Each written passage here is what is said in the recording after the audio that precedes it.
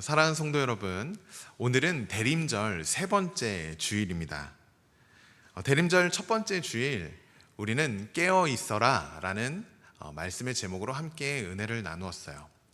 그리고 지난주에는 또한 주의 길을 예비하라 라는 말씀의 제목으로 함께 말씀을 나누었습니다.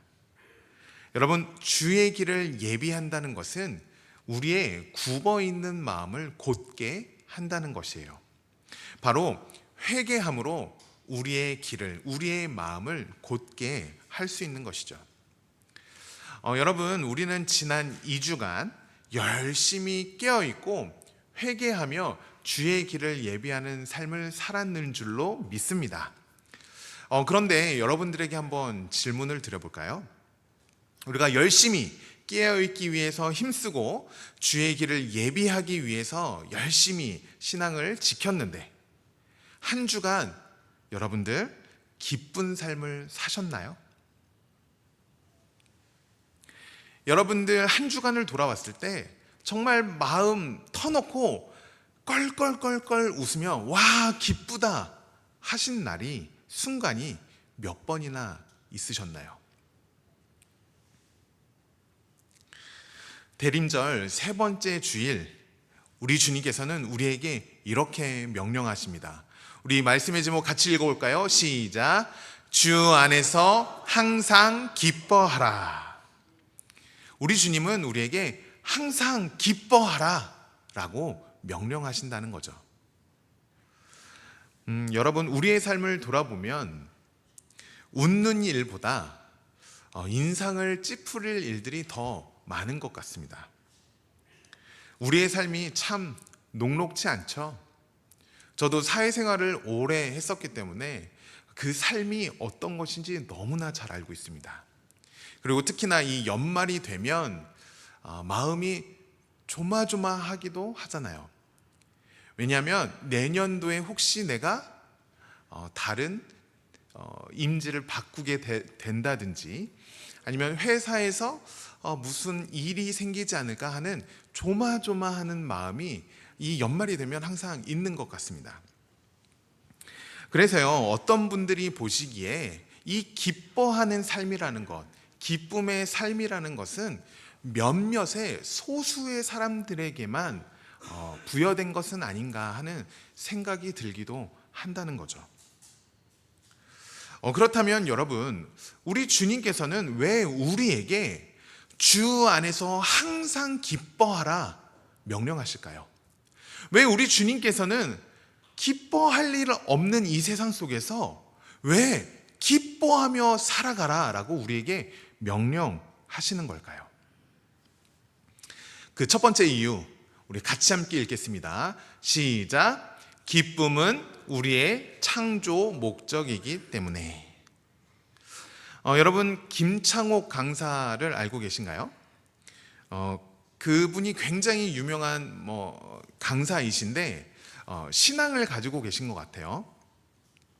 워낙 유명한 강사이기 때문에 그분이 강연한 짤막짤막한 내용의 영상들이 유튜브에 굉장히 많이 돌아다니고 있습니다. 그 중에서 이 강사분이 하셨던 이야기인데요, 제가 다시 들려드릴게요. 여러분, 그 장로교회 웨스터민스터 신앙 고백 소요리 문답이라는 게 있습니다. 이것은 마치 우리 교단의 성결교회 신앙 고백과 같은 거예요. 즉, 우리의 믿음을 어떻게 고백할 것인지를 쭉 정리해 놓은 그 책인 것입니다. 그런데 그 소요리 문답 1번의 문항이 무엇이냐면 바로 이것입니다. 사람의 제일 되는 목적이 무엇인가? 이것에 뭐라고 응답하냐면 이렇게 말해요. 같이 읽어볼까요? 시작. 하나님을 영화롭게 하는 것과 영원토록 그를 즐거워하는 것입니다. 이렇게 써 있습니다. 여러분, 우리는요 신앙생활을 하면서 이런 강박에 쌓여 있어요. 어떤 강박이냐면 하나님을 기쁘시게 해야 한다, 하나님을 기쁘시게 해야 하는 삶을 살아야 한다, 그러한 강박에 쌓여 있다는 것입니다. 그래서요, 우리는 마리아가 되기보단 마르다가 되려고 해요. 여러분, 우리의 존재 목적은 하나님을 기쁘시게 하는 것을 뛰어넘어 그것이 아니라 하나님 안에서 기뻐하는 것이라는 것입니다. 여러분들 자녀들을 볼 때요, 언제가 가장 기쁘세요? 좋은 대학에 들어갔을 때, 좋은 직장에 취직했을 때, 그리고 용돈을 많이 줄 때. 아니, 너무 기쁘시죠? 안 기쁘세요? 용돈 많이 주면 좋잖아요. 저희 어머니도, 이거 영상 보실 텐데, 저희 어머니도 용돈 많이 드리면 좋아하시던데. 그런데요, 여러분, 사실 부모가 자식에서 진짜로 참된 기쁨을 느낄 때는요, 자식들이 부모의 존재만으로도 기뻐할 때 진짜 기뻐해요. 제가 집에 들어갔을 때 저희 아이들이 띡띡띡띡 누르는 도어락 누르는 소리만 들어도 아빠 하면서 뛰어나올 때 얼마나 기뻐요.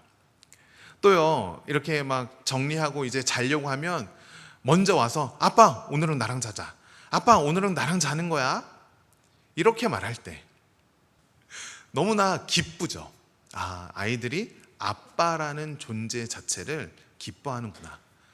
그리고 저녁마다 이제 사무실에 나와서 일을 하려고 나오면 아빠 오늘은 일하러 안 가면 안 돼? 아빠 오늘은 일하러 안 가면 안 돼? 라고 말해줄 때 아빠라는 존재가 함께 있는 것만으로도 기뻐하는 것, 이것을 바라볼 때요, 이 아빠인 제가 얼마나 기쁜지 몰라요. 여러분, 우리의 창조 목적은 억지로 하나님을 기쁘시게 하려는 것이 아닙니다. 하나님만으로 즐거워하는 것, 하나님으로 기뻐하는 것, 그것이 우리의 창조 목적이라는 것이죠. 그래서 여러분, 우리 주님은 우리에게 항상 기뻐하라 명령하시는 것입니다. 두 번째, 우리가 기뻐해야 하는 이유는 같이 읽겠습니다. 시작. 영원한 기쁨이 하나님께 있기 때문에. 여러분, 그런 분들이 계신데요, 통장에 돈이 두둑히 있으면 길을 걸어가다가 툭 넘어져도 그렇게 기쁘시대요. 또요, 자녀들이 공부를 좀 못해도요, 뭐 괜찮으시대요. 괜찮아, 뭐 기쁨이 사라지지 않는다고 해요. 자식 때문에 막 걱정이 되고 막 어려움이 있는 것이 아니라 통장에 돈이 두둑하면 괜찮아, 그 기쁨이 사라지지 않는다고 하시더라고요. 왜요? 그들의 기쁨의 근원이 어디 있기 때문에 그래요? 통장에, 돈에 있기 때문에 그래요. 그런데 만약 그 기쁨의 근원인 통장에 돈이 사라지면 어떻게 될까요? 굳이 설명드리지 않아도 아시겠죠? 여러분, 우리가 이 세상의 기쁨으로 삼는 것은요, 다 유한한 것이에요. 돈도 유한한 것이고, 건강도 유한한 것이고, 심지어 자식들도 유한한 것이에요. 그러나 우리 하나님은 영원토록 변치 않으시는 분이십니다. 심지어 이 세상을 창조하시고 죽은 자를 다시 살리시는 능력의 하나님이세요. 그 하나님이 영원하시기에, 그 하나님이 변치 않으시기에 우리는 기뻐할 수 있는 것입니다. 여러분, 지금 이 빌립보서를 쓰고 있는 사도 바울은요, 사실 감옥에 갇혀 있는 거예요. 감옥에 갇혀 있는데 기쁜 일이 뭐가 있겠어요? 기뻐할 것 하나 없는 상황 아니겠습니까? 그럼에도 뭐라고 말해요? 주 안에서 항상 기뻐하라. 왜요? 사도 바울에게는 기쁨의 뿌리가 어디에 있었어요? 하나님께 있었기 때문에 기뻐할 수 있었다는 것입니다. 여러분, 영원한 기쁨이 하나님께 있습니다. 그렇게 우리는 영원한 기쁨의 근원 되시는 하나님으로 우리는 기뻐할 수 있는 것이죠. 또요, 세 번째, 우리가 기뻐해야 하는 이유 같이 읽겠습니다. 시작. 주님 오실 날이 가까이 왔기 때문에. 오늘 본문 5절 말씀 이렇게 고백합니다. 같이 읽을까요? 시작. 너희 관용을 모든 사람에게 알게 하라. 주께서 가까우시니라. 여러분, 우리가 지금 지키고 있는 절기, 이 절기가 무슨 절기죠? 대림절이죠. 대림절은 이 땅에 오신 예수님을 기억하고 다시 오실 주님을 기다리는 절기가 대림절이에요. 2000년 전에 약속의 말씀대로 이 땅에 예수님께서 오셨듯이 하늘로 올라가신 주님께서 다시 오시겠다는 약속이 반드시 이루어질 것입니다. 왜냐하면 구약의 약속의 말씀들이 분명하게 이루어졌기 때문에 다시 오시겠다는 그 약속의 말씀도 반드시 이루어질 것이에요. 그래서요, 여러분, 지금 시대는요, 어떻게 보면 주님 오시는 그 발걸음 소리가 점점 커지는 시대인 것 같아요. 솔직히 말해서 주님 지금 당장 다시 오신다고 해도 전혀 손색 없는 시대 아니겠습니까? 곳곳에서 전쟁이 일어나고 또한 하나님을 부정하는 일들이 일어나고 미혹하는 자들이 넘쳐나고 음란하고 타락한 이 세대, 주님 지금 당장 오신다 할지라도 전혀 이상하지 않는 시대를 살아가고 있다는 것입니다. 그런데요, 주님 발자국 소리가, 오시는 발자국 소리가 점점 커질수록 우리에게 소망이 있는 것은 주님이 오시는 그날 우리는 주님을 만날 뿐만 아니라 그동안 이 땅에서 흘렸던 그 모든 눈물을 우리 주님께서 닦아주실 것이기 때문에 그렇습니다. 여러분, 그렇기에 주님이 주님께서 오실 날이 얼마 남지 않았기 때문에 우리는 기뻐할 수 있는 거예요. 주님이 우리의 눈물을 닦아주시는 그날을 여러분 기대하십시오. 그것을 소망하고 믿음으로 나아갈 때 우리는 기뻐할 수 있는 것입니다. 간절히 바라기는 이곳에 모인 우리 모두가 우리의 기쁨의 근원 되시는 주님을 바라보며 항상 기뻐하는 저와 여러분 되시기를 주님의 이름으로 간절히 축원합니다. 그렇다면 여러분, 주 안에서 항상 기뻐한다는 것의 의미는 무엇일까요? 여러분, 주 안에서 항상 기뻐한다는 것이 어떤 의미일까요? 여러분, 주 안에서 항상 기뻐한다는 것이 매일 웃는 얼굴로, 매일 환한 얼굴로 바라보는 것이 주 안에서 항상 기뻐한다는 것일까요? 우리 주님께서 매일매일 너 웃어야 돼, 너 매일매일 웃어야 돼, 마치 영화 조커에 나오는 사람처럼 이렇게 웃는 얼굴로 지내야 돼 라는 명령이실까요?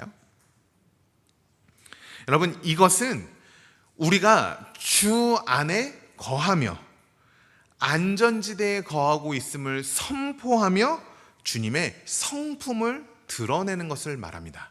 자, 주 안에서 항상 기뻐한다는 건 같이 1번 같이 읽어보겠습니다. 시작. 영적 안전지대를 소유했다는 확신입니다. 여러분, 주 안에서 항상 기뻐한다는 것의 의미는 무엇이에요? 영적 안전지대를 소유했다는 확신이에요. 자, 여러분, 평안이라는 주제로 미술대회가 있었대요. 많은 미술 작품들이 막 이렇게 들어왔고 신청을 했고, 여러분, 그 중에서 평안이라는 주제에 부합하는 그림이 어떤 것이었을까요?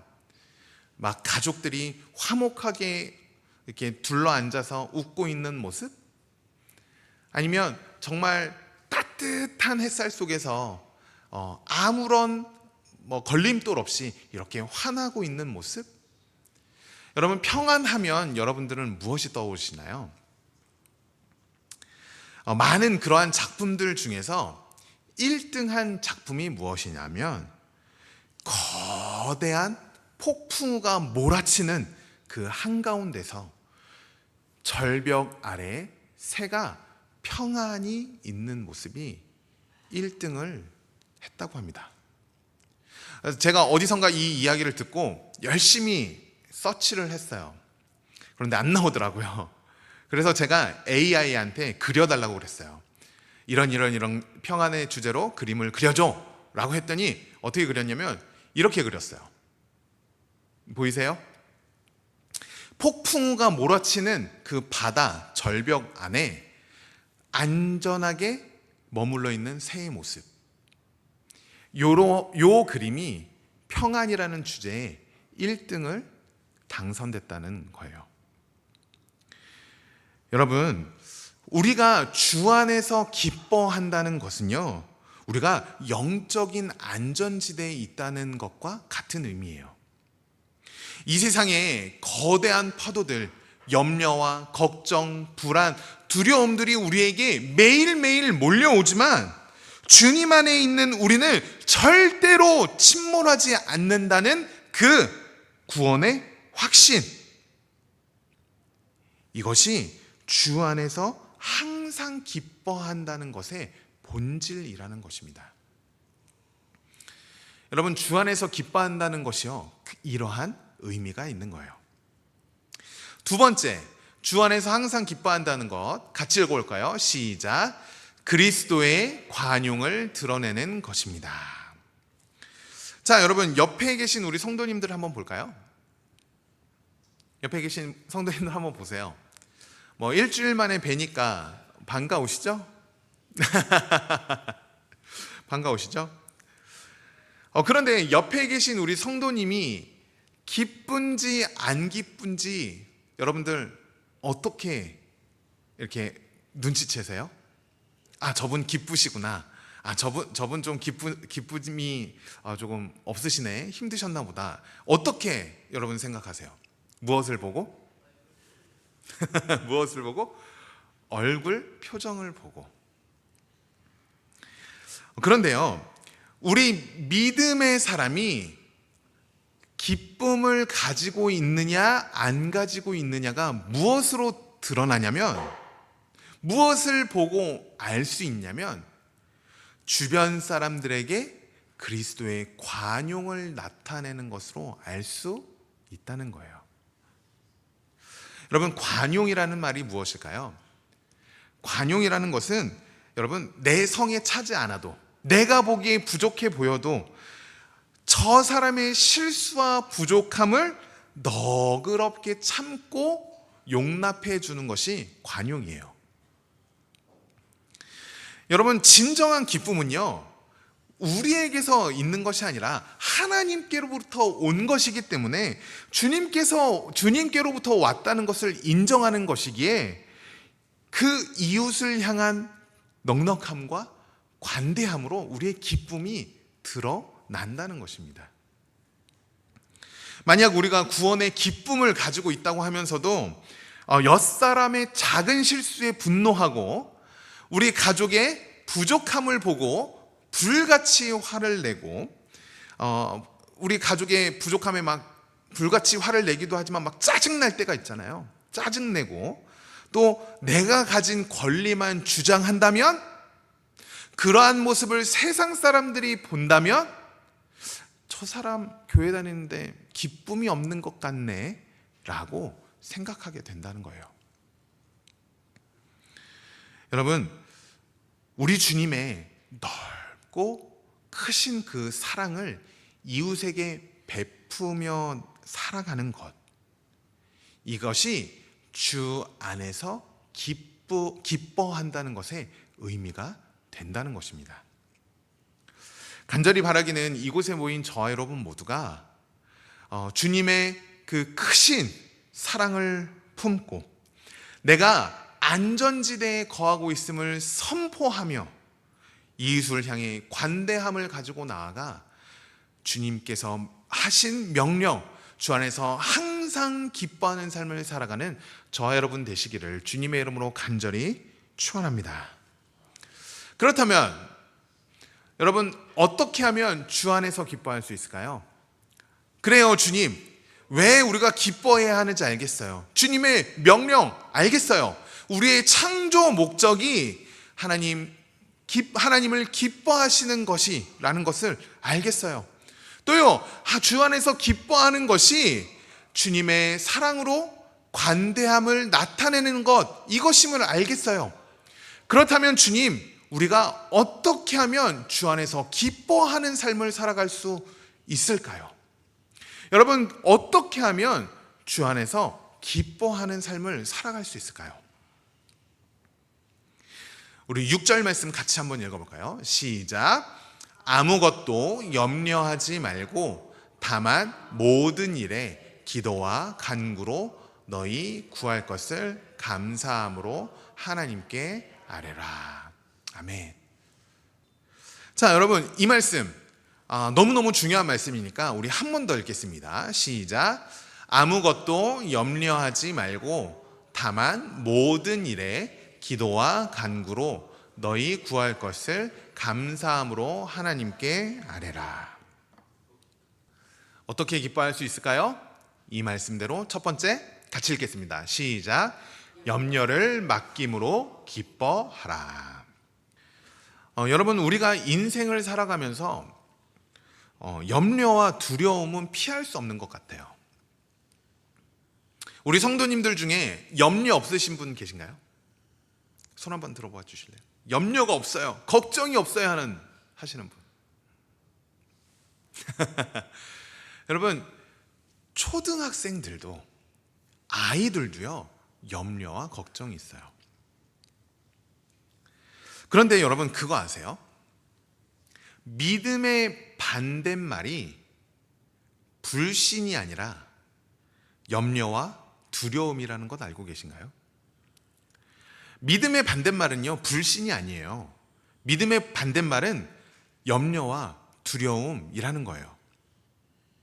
왜냐하면 하나님을 믿지 못하는 가장 구체적인 증거가 바로 염려와 두려움이기 때문에 그래요. 여러분, 우리 안에 있는 염려와 두려움은요, 우리 안에 기쁨을 향해 나아가는 데 있어서 가장 큰 장애물이 됩니다. 그렇게 염려가 밀려올 때, 두려움이 파도쳐 넘칠 때, 우리는 그 모든 것을 주님께 맡겨야 하는 거예요. 그래서 여러분, 주 안에서 어떻게 기뻐할 수 있을까? 그 두 번째가 무엇이냐면, 같이 읽을까요? 시작. 기도로 기뻐하라. 여러분, 염려를 맡기는 구체적인 방법이 무엇이에요? 기도예요, 기도.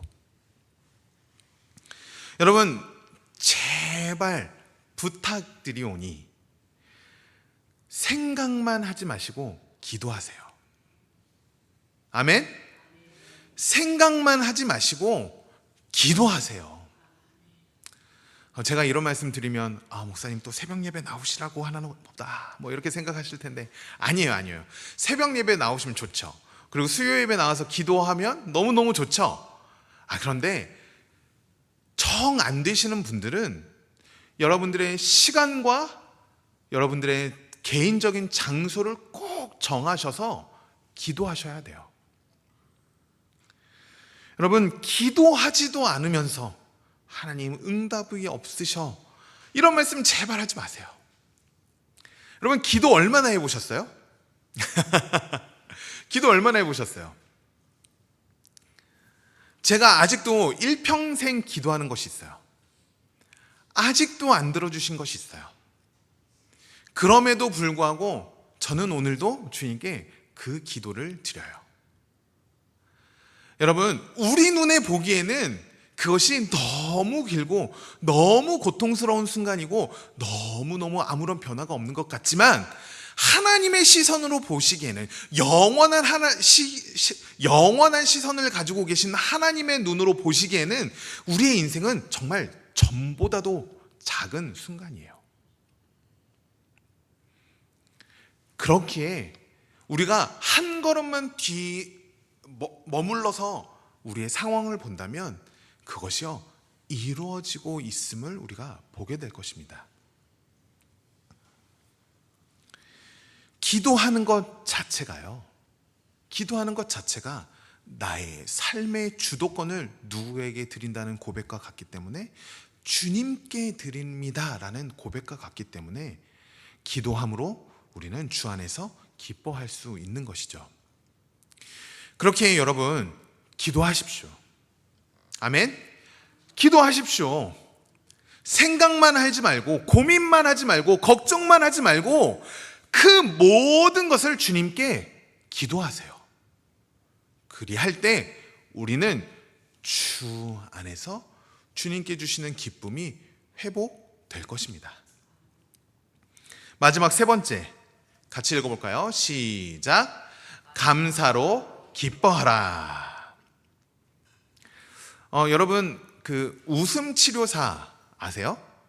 막 하하하하 웃으시면서 웃음으로 이러한 마음을 치료하시는 분 계시잖아요. 그 웃음 치료사 분께서 이렇게 강의하실 때 정말 막 계속 웃지도 않고 아무런 표정을 막 무표정하신 분들을 향해서 이렇게 말씀하세요. 뭐라고 말씀하냐면 이렇게 막 박수를 치세요. 하하하하하하하 막 이렇게 계속 웃으시는 거예요. 하하하하하하하 이렇게 하시다가 뭐라고 얘기하냐면 하하하하하하 내가 웃을 일이 있어서 웃는 것이 아닙니다. 웃으니까 웃는 것입니다. 하하하하. 뭐야, 저만 웃네요? 여러분, 그런 거예요. 웃음이라는 것이요, 웃을 일이 있어서 웃는 것이 아니라 하하하하. 같이 따라해 봅시다. 하하하하. 같이 따라해 봅시다. 시작. 하하하하하. 그거 봐요. 이렇게 하면 웃는다니까요. 우리 예지가 웃어줬어요. 난 너무 기분 좋아. 여러분, 웃는다니까요. 여러분, 웃을 일이 없어도요, 웃으면 웃게 돼요. 똑같아요. 감사한 일이 없어도 감사하면 여러분 기쁨이 회복이 됩니다. 사실 이게 영적인 원리예요. 우리가 이게 어떠한 영적인 원리냐면 믿음으로 감사를 선포하는 거죠. 그러면 그때 우리를 둘러싸고 있는, 우리를 속이고 있는 그 악한 영들이, 우리에게 불안과 두려움을 주는 악한 영들이 그때 주님의 이름으로 물러가게 되는 거예요. 마치 사울이 악한 영에 사로잡혔을 때 어떻게 했어요? 다윗이 짜잔 나타나서 짜라잔 찬양을 부르면서 그 악한 영을 다스렸잖아요.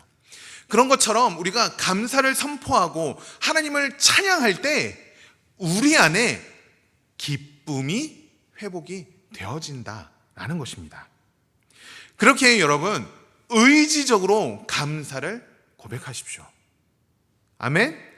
의지적으로 감사를 고백하세요. 그냥 무턱대고 하나님 감사합니다, 하나님 감사합니다, 하나님 감사합니다 이렇게 3번만 외쳐보세요. 믿음으로 고백하는 거예요. 그러면 우리 안에 그 악한 영이 물러가고 하나님의 그 기쁨의 영이 충만해지며 하나님의 감사의 제목들이 떠오르게 될 것입니다. 그러면 우리가 기뻐할 수 있게 되는 것이죠. 사랑하는 성도 여러분, 오늘 우리가 1년을 돌아보고 내년도 한 해를 준비하는 사무총회를 해요. 한 해를 돌아보면 모든 것이 하나님의 은혜 아니겠습니까? 돌아오는 2026년에도 우리 하나님 반드시 우리에게 신실하게 역사하실 거예요. 우리 교회 위에 뿐만 아니라 여러분들의 삶에도 하나님께서 신실하게 역사하실 것입니다. 반드시 역사하실 거예요. 아멘? 반드시 여러분들 삶에 놀라운 변화가 일어날 것입니다. 그렇기에 우리가요, 오늘 우리에게 주신 이 말씀 붙잡아야 하는 거예요. 주 안에서 항상 기뻐하라라는 이 위대한 하나님의 명령을 붙잡고 매일매일의 삶 속에서 염려와 두려움, 걱정을 주님께 맡기고 기도로 기뻐하며 또한 어떻게 해요?